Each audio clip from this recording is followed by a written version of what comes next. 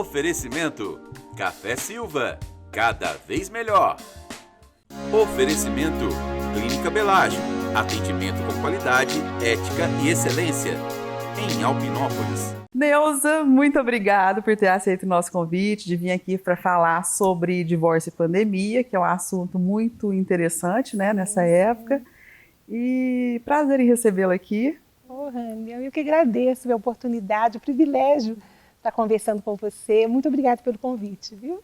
Neuza, você tem notado um aumento no seu consultório de pessoas com esse dilema do divórcio?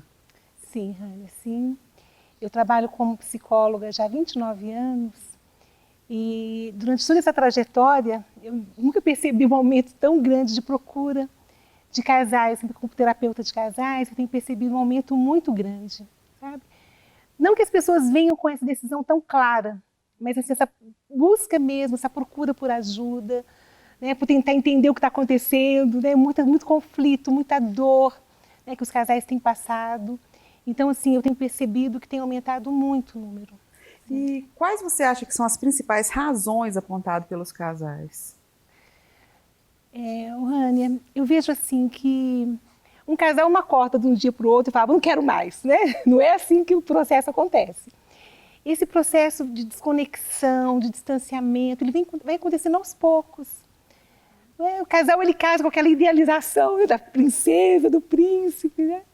E no dia a dia eles vão vendo que não é bem assim, que são seres humanos, que têm diferenças, que têm costumes diferentes, criações diferentes. E aí começa essa desidealização. E isso aos poucos, o casal vai, se eles não forem trabalhando isso, né, no dia a dia, a tendência é distanciar e afastar. E principalmente nesse momento de pandemia que nós estamos passando, né, nesse momento assim, potencializou demais, né, porque os casais ficaram todo mundo veio para dentro de casa, né? Antes os casais tinham uma rotina de trabalho, levar filho para a escola, para o balé, para o esporte. Depois tinha uma vida social. Essa pandemia, ela trouxe todo mundo para dentro de casa. Então, os casais, as famílias tiveram que se readaptar a esse novo normal que nós estamos vivendo. Você acha correto falar que a pandemia acabou com o nosso casamento? Ou ela só intensificou? Uhum. Eu acredito que essa afirmação é muito, muito forte, atribuir a Covid, a pandemia, a questão dos conflitos conjugais, né? Eu acredito que a pandemia, a Covid, ela potencializou, né, o que já não estava, de repente, bem. Tinham casais que estavam levando o casamento meio que no banho-maria, vamos levando, e muito ocupado com muitas coisas, né, porque as pessoas estavam muito ocupadas com muitas coisas. Não que nós não estejamos, né, acho que a gente foi se adaptando a esse novo normal, mas essa pandemia ela potencializou muitos medos, né, muitos conflitos. E você acha que os casais, para eles decidirem pelo divórcio, qual que é assim, a principal razão? Uhum. Sim, eu vejo que a principal razão, tem um psicólogo que é pesquisador, ele chama John Gottman. Ele fala algo muito interessante, ele fala assim que existem 4 cavaleiros, ele chama cavaleiros do apocalipse, para dar um termo bem assim mesmo, ele é um pesquisador americano, faz um trabalho excelente com casais. E ele fala que existem 4 motivos que fazem com que um casal, muitas vezes, chegue nesse ponto do divórcio. Ele chama esses 4 cavaleiros, o primeiro de crítica. Quando o casal entra num processo de crítica, um critica, o outro critica, nada está bom, isso vai distanciando. Ele chama o outro cavaleiro de defensividade, quando o casal fica se defendendo o tempo todo. A culpa é sua, quando joga a culpa para o outro, não assume as responsabilidades por uma situação, né? Então, ele também fala que isso é um dos motivos, né? O outro motivo que ele fala é a indiferença, quando o casal, tanto faz, se quer fazer isso, faça, não se importa, o cuidado, né, que precisa ter no dia a dia, o casal vai perdendo isso. Né? E o outro é o desprezo. Quando o casal entra nesse ciclo, né, de desprezar um ao outro, de eu estou certo, de superioridade. Né? Então, isso tudo vai levando o casal a se desconectar, a se afastar. E a chegar até ficar aí o casal fica tão vulnerável que aí a questão pode surgir uma infidelidade. E a causa maior hoje dos divórcios assim, é a infidelidade. Sabe? Quando o casal, de repente, não dá conta de lidar com essa ferida. Porque a traição, a infidelidade é uma ferida muito grande. Né? Tem casais que conseguem superar. Conseguem sim. né, através de um processo terapêutico, através da fé, né, eles conseguem restaurar. Mas tem muitos casais que não dão conta. E há aí, casos de casais assim que te procuram, já assim com essa... Porque normalmente quem procura um psicólogo de casais, eles querem tentar novamente, né? Eles não querem já divorciar, né? Sim. E qual que é assim, o que você recomenda para eles? Como que é feito esse trabalho com eles? Sim. E aí, quando eu recebo o casal, a gente começa a fazer um trabalho de reconexão, né? Porque eles chegam geralmente assim, exatamente, eles não vêm com essa decisão clara, nós estamos aqui para separar. Não, né? Eles vêm mesmo para tentar ver o que está acontecendo, uma busca, né, por ajuda. E a gente começa esse trabalho de reconexão, ouvir a história. Porque quando o casal começa a ouvir a sua história, eles começam a reconstruir, né, aquelas memórias boas do início do casamento, ou dos momentos bons, né? O John Gottman mesmo, ele fala disso, ele fala que a fórmula do casamento ser bem-sucedido, ele fala que a fórmula é 5 por 1. Ele descobriu essa fórmula junto com um matemático. Que é assim, você precisa ter 5 momentos bons para cada momento difícil. Então a gente começa a trabalhar isso, os momentos bons, sabe assim, eu passo até algumas tarefas para os casais, sabe assim, fazendo no dia a dia, coisas simples, sabe, simples, como elogiar mais um ao outro, começar a ver os pontos positivos, as qualidades, porque quando o casal está no conflito, eles não veem qualidade um do outro, né? A gente só vê as coisas que não estão boas. Então começar esse olhar, sabe, virar um para o outro, começar a olhar um ao outro, desenvolver empatia, porque o casal no conflito, eles não têm empatia. Então, começar a olhar para o outro, a história do outro, entender por que ele age daquela forma. Sabe? Porque muitas questões que a gente age hoje na fase adulta estão ligadas com a nossa infância. Então, por que o cônjuge age daquela maneira? Muitas vezes está ligado lá.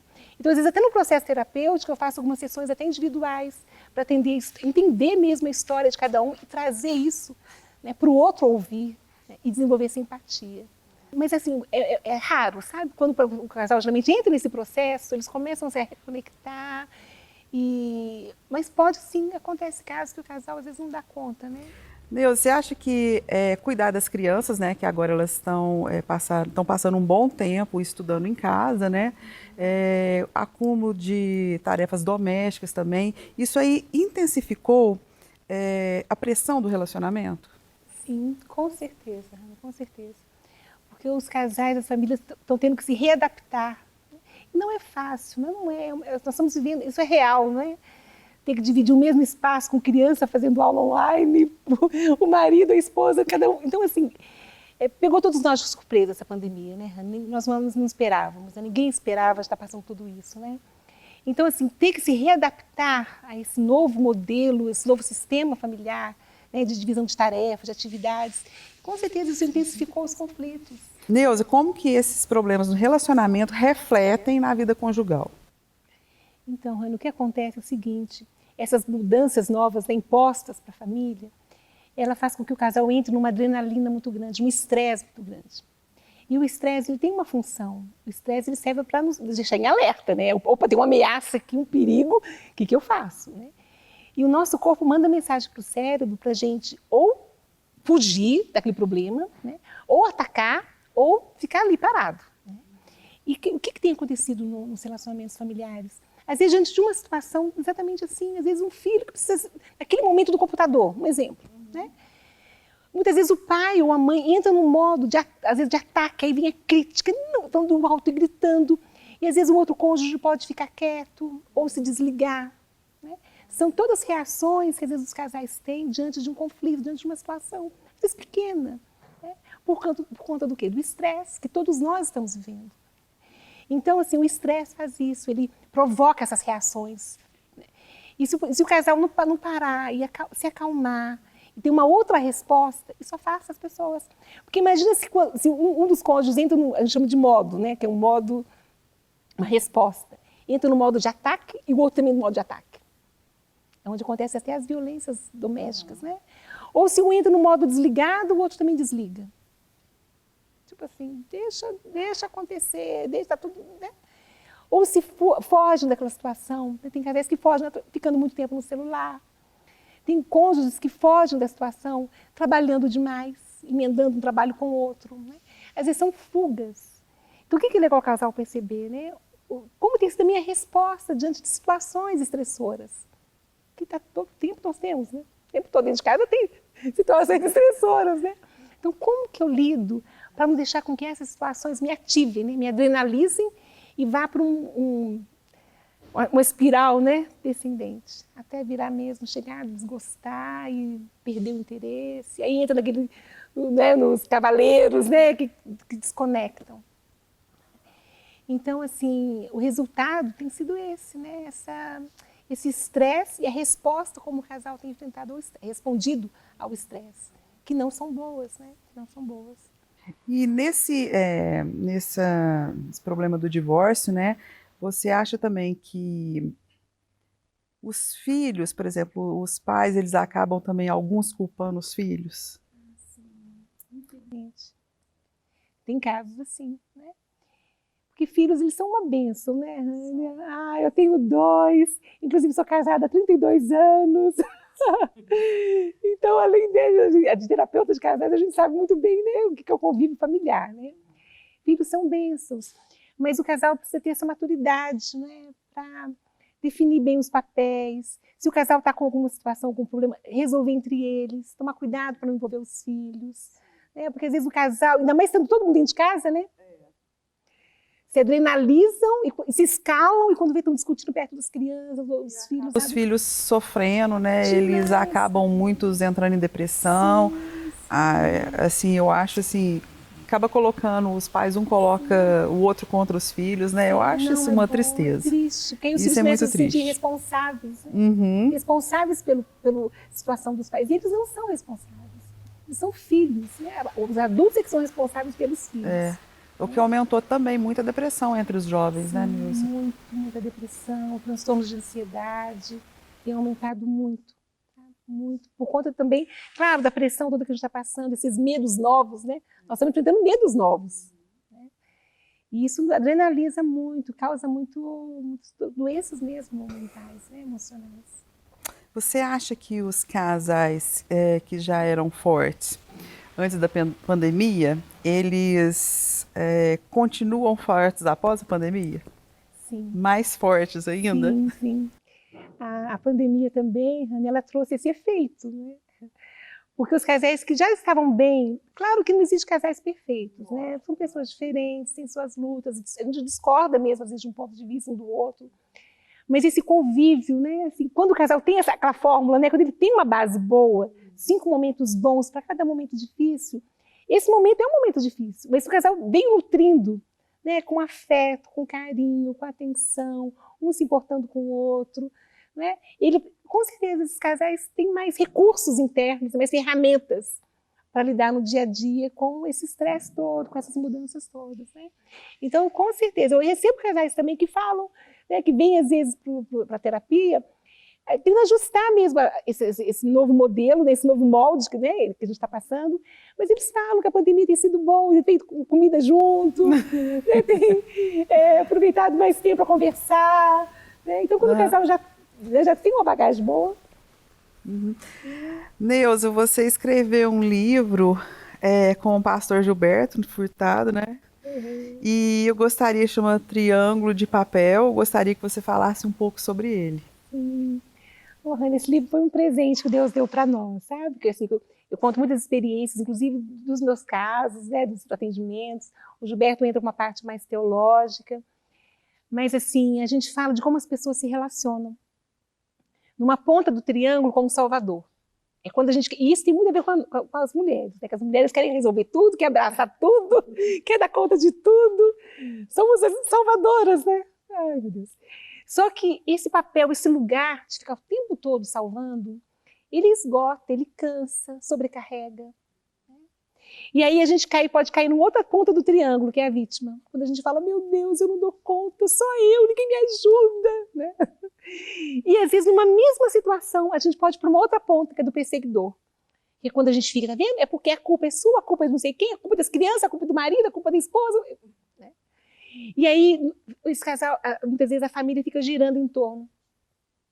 Ou então, numa mesma conjugação familiar, um fica na ponta de Salvador, que é o que faz tudo, o outro fica na ponta, eu não consigo, eu não dou conta, faz para mim.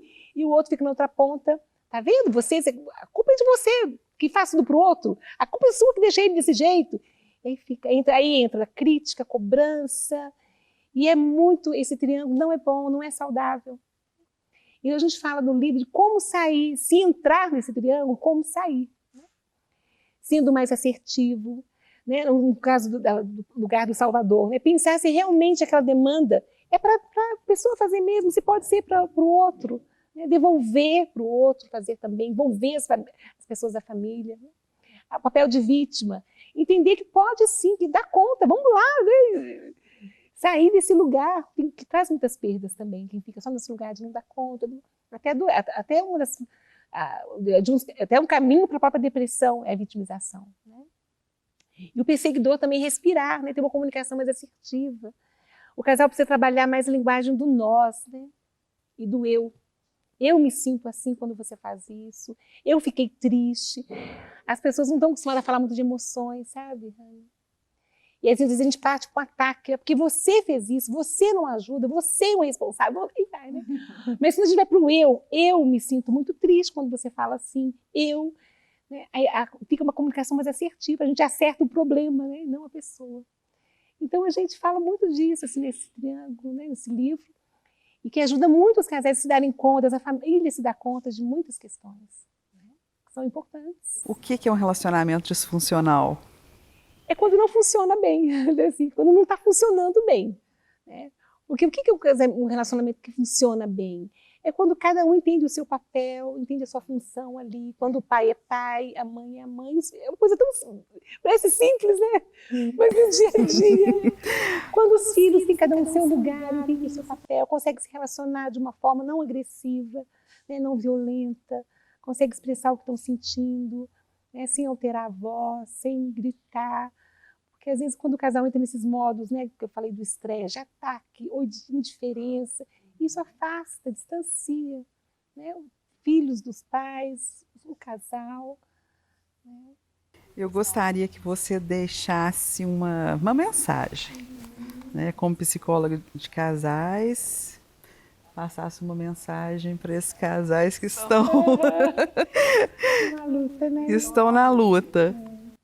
O que eu queria dizer, Rani, é o seguinte, que a gente cada um pudesse estar olhando um pouquinho mais para si, olhar para, porque é muito comum a gente colocar a culpa sempre no outro, né? No outro. Mas que cada um olhe para si, sabe? Onde que eu, né, enquanto esposo, enquanto esposa, enquanto filhos, né? Como que eu posso fazer para poder trazer uma harmonia para o meu lar? Porque é tão gostoso, né, Rani, quando o lar está bem, quando o esposo está conseguindo se comunicar bem, quando tem uma intimidade entre o casal. Intimidade que eu digo não só no ponto de vista sexual, mas de olhar, né? Tem casais que se entendem pelo olhar, né? Isso é muito gostoso. Então, o que eu queria dizer é isso, sabe? Que os casais, que as famílias possam desenvolver, né, esse afeto, esse carinho um pelo outro, nutrir isso, para que quando vem os momentos difíceis, eles tenham uma base boa. Sabe? Então, comecem com pequenos elogios, né? Amor, obrigada, nossa, você está linda, me perdoe. Né? O perdão é muito importante no relacionamento conjugal, muito importante. Posso deixar de dizer isso. Então, que haja perdão. E perdão é quando, de fato, o outro reconhece. Olha, eu errei, me perdoe. Né? E o outro consegue liberar esse perdão e consegue encaminhar junto. Né? Então, a melhor maneira de evitar chegar nesse ponto do divórcio é isso, é nutrir. Né? Nutrir o afeto, o carinho, a atenção e o amor. Para ter uma base boa, para passar e ficar mais forte ainda, né? Tem casos que envolvem a família de uma certa forma, né? E aí já aconteceu vários atendimentos meus que eu preciso chamar a família, ter sessões mesmo com a família toda, né? Principalmente casos assim, onde que há alianças, né? Por exemplo, da mãe com a filha ou vice-versa, porque naturalmente, às vezes, a família faz essas alianças. Sabe? O filho fica do lado do pai, a mãe fica do lado da filha, né? Ou alguma queixa mesmo, que às vezes os casais trazem com relação ao meu filho, né? Às vezes é o motivo do estado de nervoso mesmo, do estresse do pai, às vezes é a relação com o filho que não está boa, e isso incomoda a mãe, né? Ou vice-versa, incomoda a esposa. Então, às vezes, eu preciso trazer, primeiro trabalhar com os casais, sabe? Como que é essa relação com os filhos. E aí, sim, faço sessões individuais com os filhos também, porque é bom ouvi-los, né? Assim, porque às vezes a gente ouve o casal, você tem uma visão ali da relação deles com os filhos. Aí você chama os filhos e você começa a ter uma visão mais... Né? E muitos filhos também não gostam de falar na frente dos pais, né? Sim, sim. Aí tem que ter todo esse cuidado, sabe? Nessa sessão familiar, de escuta, de compreensão, de empatia, de ouvi-los. E é tão interessante, Hannah, quando eles conseguem se ouvir, né, no setting terapêutico. Porque uma coisa é quando a gente está em casa, às vezes não consegue sentar, né, ter alguém ali para ouvir, para poder... O que você acha daquilo que foi dito, do que seu filho falou, né? E aí eles vão conseguindo se entender, encontrando novas formas de se comunicar, de se relacionar. Né? Eu faço muito isso em atendimento, sabe? Às vezes eu preciso chamar assim, né? Claro, com a concordância do casal, os filhos. E é muito bom quando a gente percebe, sabe? É tão gratificante, né? Nossa, eu amo a minha profissão, sabe? É tão gratificante quando eu vejo assim, pais que às vezes não conseguiam se conectar com os filhos, sabe? Estavam muito desligados, ou por trabalhar demais, ou por não concordar com a postura do filho. Os filhos sentem muita falta, né? Sim, sentem demais, muita falta. Demais. A gente vê, assim, a presença dos pais é muito importante, né? Muito, na vida dos filhos. Muito. E o que acontece muitas vezes é que nós estamos vivendo gerações muito diferentes. A geração que nós adultos vivemos, né, quando nós éramos jovens, é muito diferente dos jovens hoje. E se o pai não entender isso, que é diferente, né, ele precisa entender que sim, é uma outra geração, uma geração tecnológica, eles ficam tudo, eles fazem no celular, e ficam, ali eles estudam, brincam, jogam, comunicam com os amigos, principalmente na pandemia, né, mais ainda. Então os pais precisam entender e não olhar para o filho como filho, esse menino é... Né? Aí critica, né? Sem crítica, sem cobrança, né? Mas se reconectar. Então, a terapia familiar ainda tem esse objetivo, entender esse funcionamento familiar e ajudar essa família, né? A se reconectar, sem cobrança, sem crítica, mas trazer. Porque a gente espera, às vezes, que o filho venha, né? Mas é nós que temos que ir lá e trazer esse filho. Entrar no mundo dele. Nem que seja assistindo... Essa pandemia aconteceu muito isso, quando fechou como no início, né? Foi março do ano passado, todo mundo dentro de casa. Gente, o que eu assisti de série com meus filhos? Ai, muito bom. Eu assisto muita série com a Gabi. Ela me espera direto para assistir série depois do trabalho. É muito bom. Eu vou revelar que um sonho. Era assistir com a série de Capitão América, Mulher Maravilha, super-heróis. É muito gostoso. Todas, que foram ver. E é muito bom. Relacionamento com os filhos é bom demais. Nossa, eu falo, gente, é uma coisa assim que eu acho que ninguém deveria perder essa intimidade com os filhos. É bom demais. Sim. É a gente que tem que ir lá, sabe? Trazê-los, esperar que eles venham. Uhum. Entrar no mundo deles. Falar a linguagem deles, tecnológica, aprender assim, mexer com a tecnologia, porque eles estão lá. Eu tenho hora que eu falo assim, Gabi, hoje eu vou conversar com você como uma amiga. Aí depois, eu acho que isso nem é certo, não, porque eu devia psicólogo falar que isso não é certo, não. Hoje eu vou conversar com você como uma amiga. Depois eu falo, agora eu vou conversar como mãe. Sim. Porque eu acho interessante, igual você falou, entrar na deles, né, pra gente ver o que eles também, deixar a liberdade para eles falarem também o que eles estão sentindo, que eu acho que isso é muito importante. Sim. Muito importante, pra gente poder ajudar também, né? Às vezes a gente fica, esse menino não vem aqui, não conversa com a gente, mas nós é que temos que ir lá, né? Entrar no mundo deles, puxar e conversar e ir lá, né? Importar isso, é trazer para cá. Porque a gente vê também que eles sofrem de pais de outros amigos que estão com problema. A gente vê que eles sofrem pelos outros amigos. Sim. Isso é... Então, abrir esse espaço para compartilhar, para ouvir, de escuta, é muito importante. Isso que a gente faz, sabe, no setting terapêutico. É fazer com que eles possam ouvir um ao outro e se comunicar. Neuza, muito obrigada. Foi um prazer recebê-la aqui, poder aprender mais ainda com você, né? Que você é uma psicóloga assim, que eu adoro, admiro muito. E até a próxima. Nós já temos uma pauta para a próxima muito boa, né, Neuza? Ana, muito obrigada. Eu que agradeço o convite, o carinho. Foi um prazer bater esse papo aqui com você. Muito obrigada, viu? Até a próxima.